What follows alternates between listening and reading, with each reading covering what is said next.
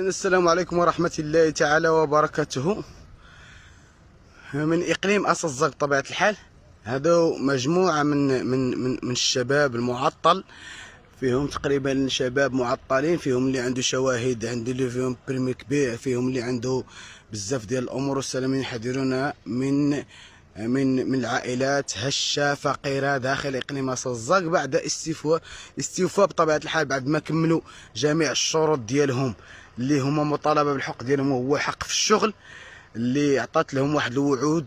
وهاد الوعود تقريبا لم تلتزم بها الجهات المعنية. اليوم قرروا يطلعوا فوق الشاطو ديال الماء داخل المجلس الإقليمي بطبيعة الحال. وأحداث الشاطو ربما لم ينساها كل مغاربة بالأمس القريب. هنا كنحط غير واحد التساؤل، اللي هو واش عاد هاد التساؤل، واش هاد الشباب اللي كل واحد فيهم عنده 30 عام كدا 30 عام، ما مزوج، ما غيبني مستقبل، ما غيدير والو، واش طلعت له الشابعه تما؟ ما يمكنش تطلعوا الشابعه لهذيك البلاصه الا مطالبه بالحقوق بطبيعه الحال.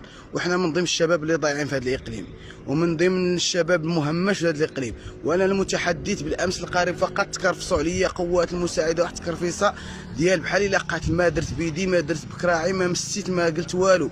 حنا كنعرفوا هنا الله الوطن الملك، بغينا نوصلوا صوتنا لاكبر جهه معنيه في هذه البلاد هذه، نوصلوا لجلاله الملك لما، لان جلاله الملك يستوفي جميع الشروط ديال المواطن ديالو في الدعم ديال اي ديال المواطن وخطاباته الساميه بطبيعه الحال اللي كيطالب بادماج الشباب في سوق الشغل وفي الشغل. ها هي النتيجه اليوم، ها هي شباب معطل طالع فوق الشاطئ او دايرين قنبه. من قال لنا بان غير ارتكب شي واحد فيهم شي مغالطه درك اللي فقد الامل، وحنا مجموعه من الشباب فقدنا الامل.